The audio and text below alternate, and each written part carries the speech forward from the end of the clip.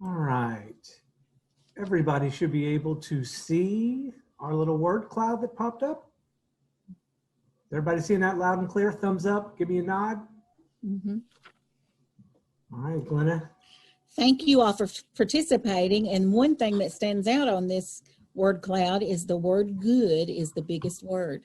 That's great. Thank you all for participating. And now you can get this with a free or paid account at menti.com if you want to incorporate things like this into trainings that you may be doing in the future. And now here is Hans Peterson, the Jefferson Region Training Coach, to move us to the next part. Hans? All right.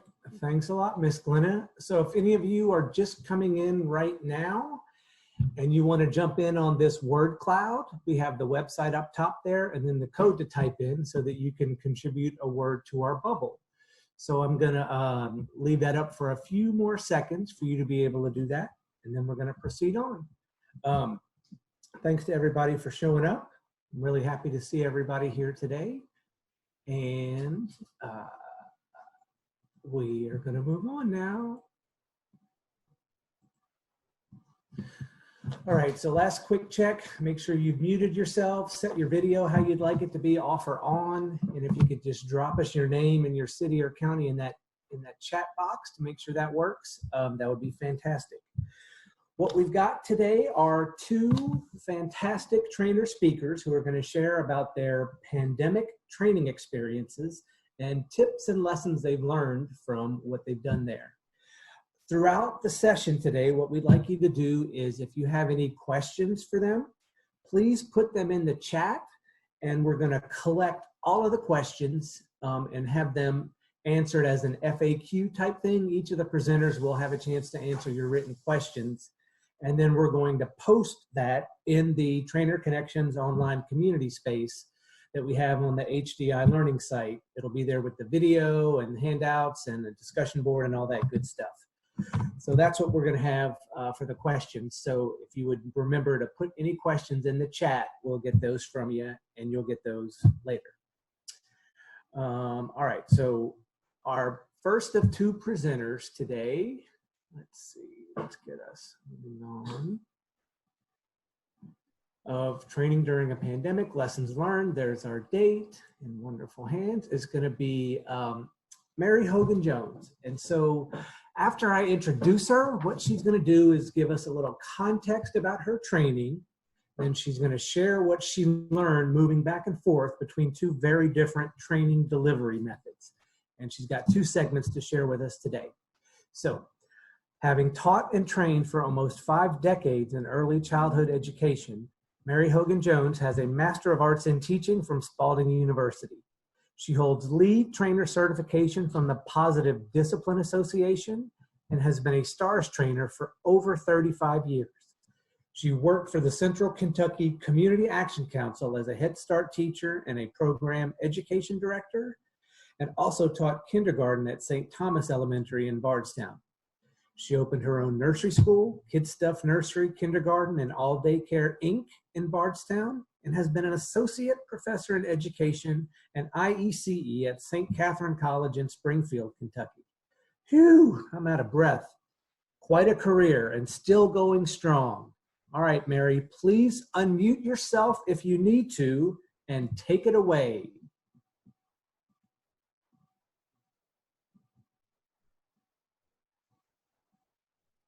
Mary, are you talking? We can't hear you.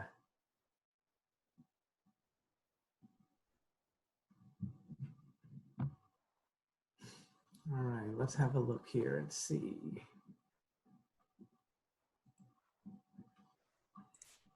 She was here earlier, but I'm not seeing her in the list now.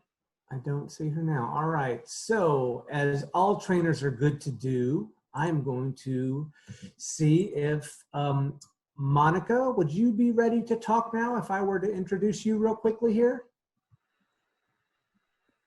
I am. All right, I would like to introduce to you Monica Diazio, who after my introduction is going to tell us about the training context of what she's been working in and share what she has learned as a first-time Zoomer. So Monica has spent most of her extensive education career working in inclusive preschool and elementary schools as both a teacher and administrator. She currently works as an ECE credentialed trainer in Kentucky and as a special needs education consultant working with both families and educators of children with special needs. All right, Monica, you're on. Lay it on us. Thank you so much, Hans. Well, I want to start with at our last training connection when we were talking about doing this Zoom training. In the chat, I typed, "This is a whole new world for me." And that was what, 2 months ago. And since then, I have done many, many Zoom trainings, not by choice, but because our numbers went down and I was planning on doing in-person training, and then our numbers went up, and I had to learn how to Zoom. So first thing I did was just get on Zoom and play with it. Checked out some of the YouTube videos. I had been in enough Zoom meetings to feel comfortable with some of the terminology, breakout rooms, chat, mute, unmute, things like that, but I had not been a lead trainer. So I got my training together, and that was interesting to figure out how to go from in-person to doing it. It's a whole different mindset. You have to think about how you're going to keep your participants engaged. So I got that already and felt pretty comfortable with it. And then I went into rehearsal mode.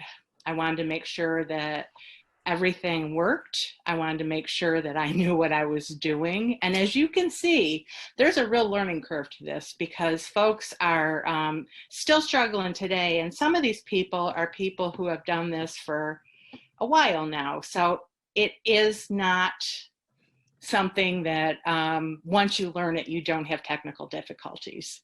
So think about that and don't worry about it. It's just, as Hans did today, we switch gears. So if something happens, just take a deep breath and go on in another way if you have to. The other thing I did, and I really encourage all of you to do, is reach out to your training coaches.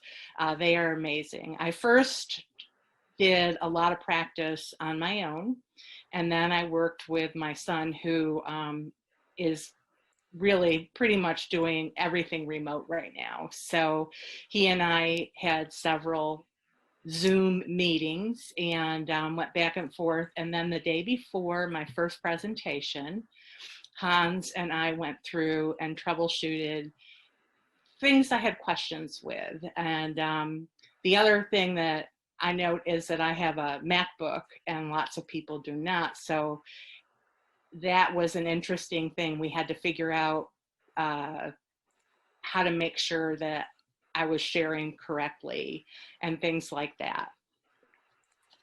And the other thing I found was if it's a large group, you need somebody to help you. As you saw here, folks were going through and you got to let people in. You're trying to conduct a survey, or you might be trying to set up breakout groups. You can't do it alone. And what I've learned is I'm a very low budget operation. I do things in centers right now. I don't do any group trainings where anybody can register. So it is just my centers that I've worked with.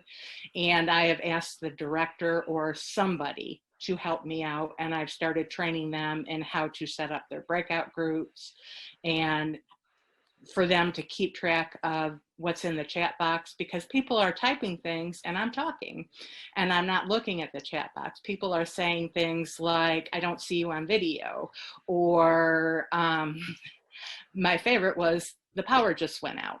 And so you have to have somebody looking at that for you so that you can keep up on it. And then next, just making sure you're organized. So before you do this, your first training, you want to make sure that you have everything that is set up on your desktop. If you're going to do YouTube videos, you want to make sure that they're open and that you've gone through the advertising and you've paused it. So when you open it up, it's right where the beginning is going to be. And you also want to make sure that you have backup plans. As I said, the power went out in one, I was doing a Zoom for a school in Oldham County, and all of a sudden 5 people were in distress and their power went out. My backup is to tell people to have their cell phone available and fully charged and have the numbers of people in their facility that they can call. We've had some people do FaceTime next to somebody's Zoom screen. We've had just conference calls. We've done different things. So, and the first time it was just, I don't have great bandwidth. Hans gave me a great tip there, and that was to tell people to turn off their video. And that was very helpful for several people. But some people, we just had to get on a phone. And you don't want your training to be frustrating for people. Some people, this is very, very difficult as it is. So you want to have very easy fixes, and the phone is the best fix I have found.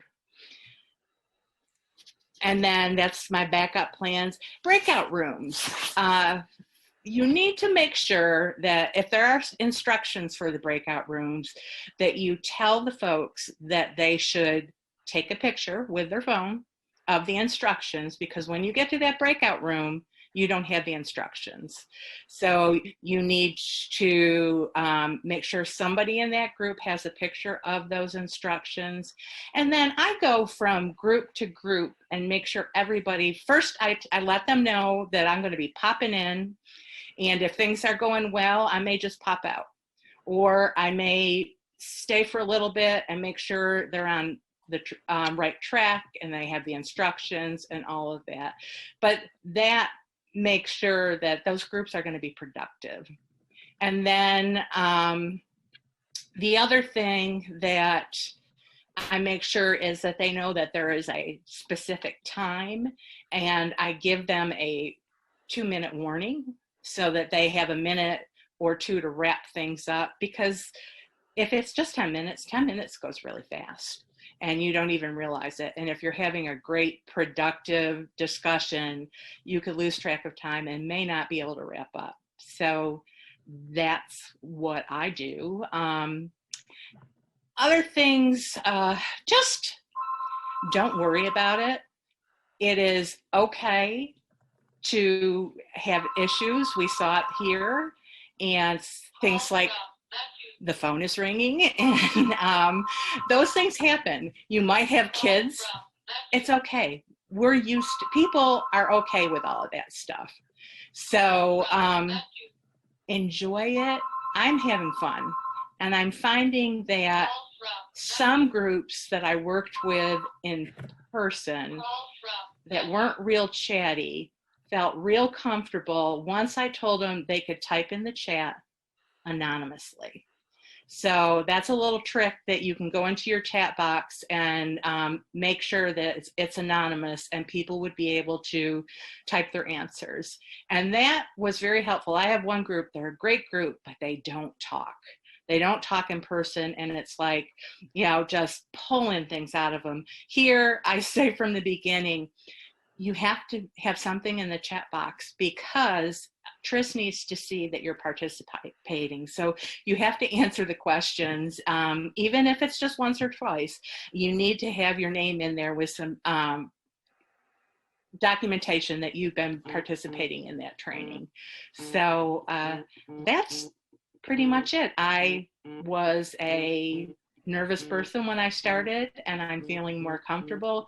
I just make sure before my training that I give myself a lot of time, the time before that, and just work on my setup, and then I'm ready. Even making sure you're in a place where you have good bandwidth, making sure that you your lighting's okay. This particular Zoom call, the lighting is so-so. I think our fall weather is changing and I have to figure out a different way, but things like that so that you're off to a good start and you feel comfortable doing it. So that's what I have. And Hans, I'm going to bounce it back to you because I know I was going to do it to Linda, but I think we have to get back to Mary. So Awesome. I caught the bounce pass and I'm ready to go. Monica, thank you so much for sharing. I got to say, when the phone was ringing, I'm like, all right, who's unmuted? Let me find who that. Oh, it's my speaker. Oh, I can't do anything to her. She's speaking. So, all right. So what we're going to do is click back to Mary now. So as I'm going through these screens to get back to Mary's introduction screen, if you have any questions you want to ask for Monica based on what you heard, drop those in the chat right now. And again, we're collecting all those to share with you in Trainer Connections online community space later. And all right, so Mary, I don't know how close you are to being unmuted, but I read your extensive bio before I realized you weren't here, so they have all heard it before. Good. And I'd just like to, I guess, hand off to you and let you set the stage for the context of what you were doing and then share with them what you learned. Thank you. Okay, thank you very much, Hans. First of all, I just want to say to Monica, amen. I am with you 100%. I think you have said so many things that I've learned from you, but also that whole idea of just jump in and try it. You know, the worst thing that's going to happen is you're going to make a mistake and you're going to learn from your mistakes. So I just agree with Monica so much. I am not a technical person, which is the reason you lost me. I went to go to that website and then couldn't find my way back. So I'm glad I did, and I'm glad I'm with you today. So my conversation today is going to be about going from setting up a workshop in the time of COVID face-to-face with a virtual format. At first, it was going to be it was going to be face-to-face, and then it was going to be virtual. So I went through a number of things, which is, you know, that's the point of being an early childhood person, isn't it? You just have to be flexible. So that's pretty much the goal of my workshop was to it is really to involve participants. We use in my workshop, I use a lot of role playing, stepping into the shoes of a young child, seeing it from their perspective.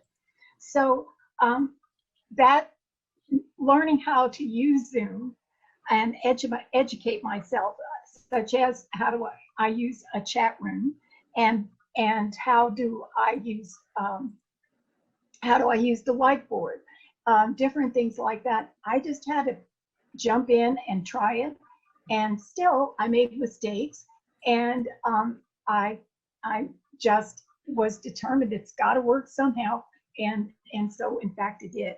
So practicing, as Monica said, with the Zoom tools.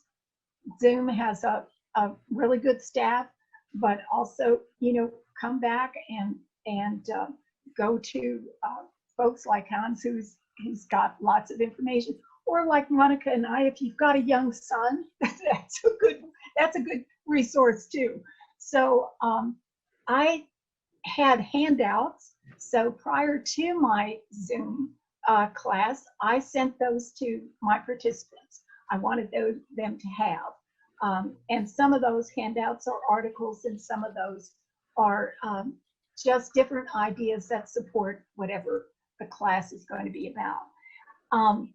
I needed to know the names of my participants and the ages they taught. So one of the things that I used when we broke up into gallery view, it has 3 little dots up in the upper right quadrant, and you can go to that and you can do things like write Mary from Bardstown. So for instance, in the last class, I had two ladies from Canada and one from New York City. So it was it was interesting to see where people are going to be from. And for instance, what county people are in, maybe even the same town people are in. So that can help with networking, but it also is, also knowing what age children that they educate and care for is great. So my enrollment went from 10 to 9, that included me. So now I could change from that virtual to face-to-face.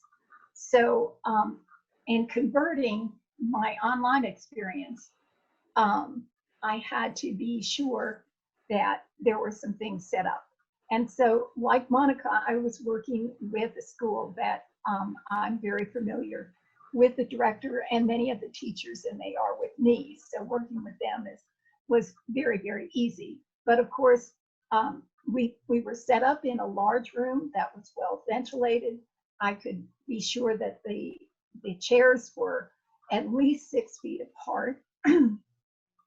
And then in setting up the room, I went to look at how can I minimize cross-contamination. And so I went to the folks at EKU and I asked their ideas. And one of the things I came up with, and they said, well, fine, you can do that, is I made individual little baggies for everyone. I had their names, so I wrote their names on the baggies, and in that I put a pen, so so they would not be sharing pens. And I also made sure that there was their name tag and a strip from the sign-in sheet, so they could fill that information. And also I put in a few candies for them. I'm trying to remember what other things I put in there, but I especially asked them to, once they're finished, seal that slip into the paper.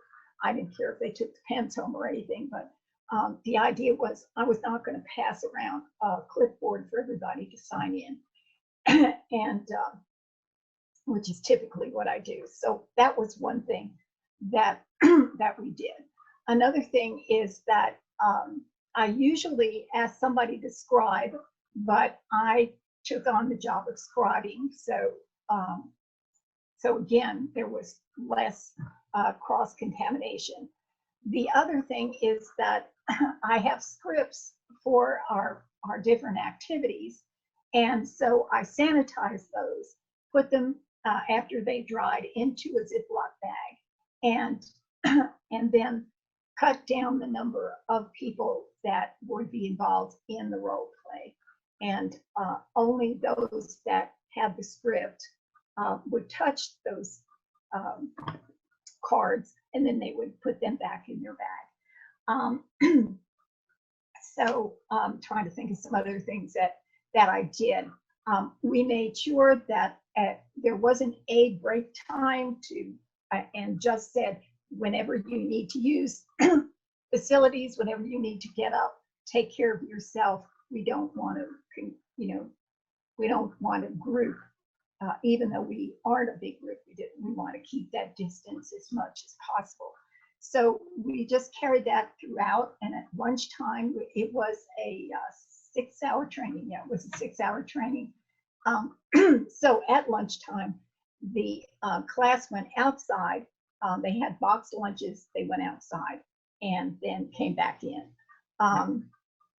So that was that instance of going from a very, luckily we could do in person, which of course I love. Doing the online, that turned out the benefit of an online, besides you can show up in your pajamas and who cares, is that you can have more people who can travel from a distance.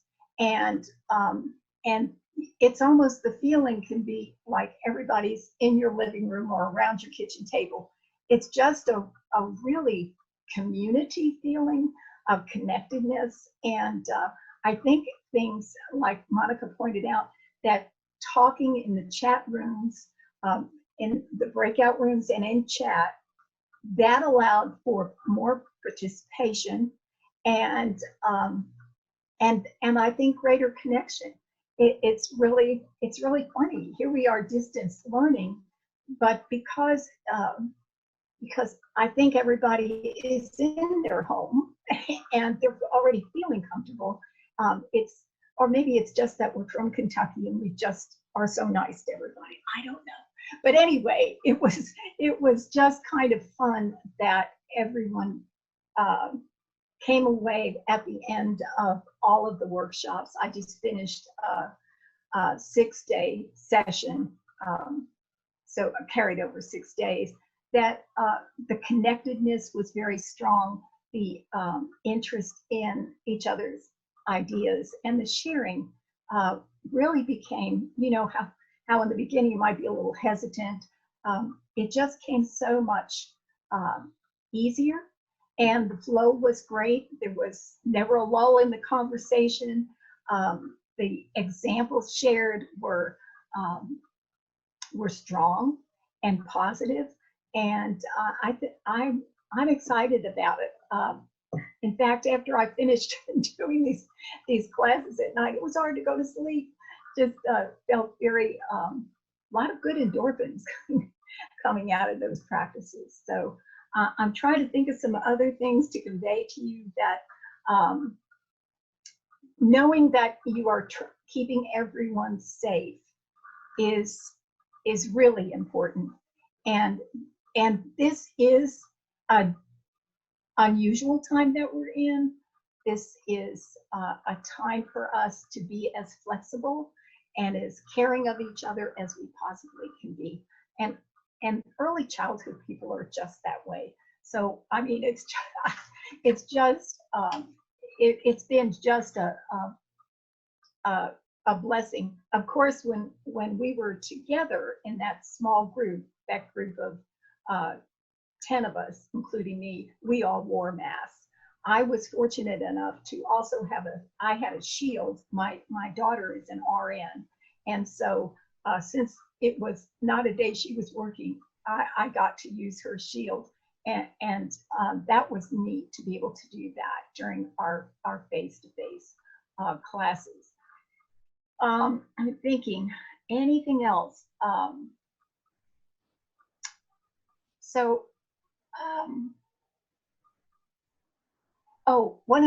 Another instance or another situation, I do trainings in a specific course, positive discipline. And so one of the centers I did a workshop for recently asked me to do this for new employees.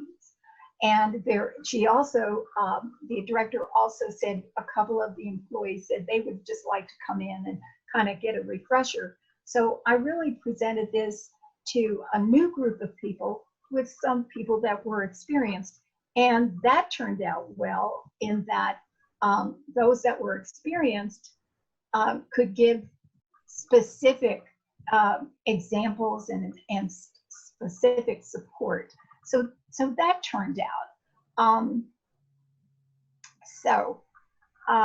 Let me think of anything else. I noticed there was a question about icebreakers, and I'm a firm believer in being sure that one of the jobs, besides the timekeeper, is somebody who would be kind of an environmentalist and letting me know, Mary, it's time for us to get up and move. And whether we just put on some dance music and got up and moved, or we did some other activities that encouraged a break in whatever we were covering to kind of step back and just shift our brains a little bit, get a little bit of fresh air and get us moving.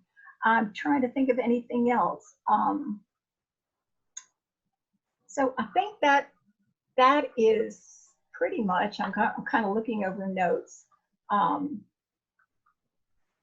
if you forget something, Mary, we're gonna take all the questions from the chat, And I'm Okay, getting you and Monica to look at them in writing and add some additional information. If you've got perfect. anything you think, oh, I really wanted to say that, give me Yeah. that too, and we'll get all this in that Trainer Connections online community space. All right. Okay. Okay. There was one more thing. Thank you for saying that, Hans. There was one more thing. I'm wearing these, and that I found eliminates my making having any environmental noise.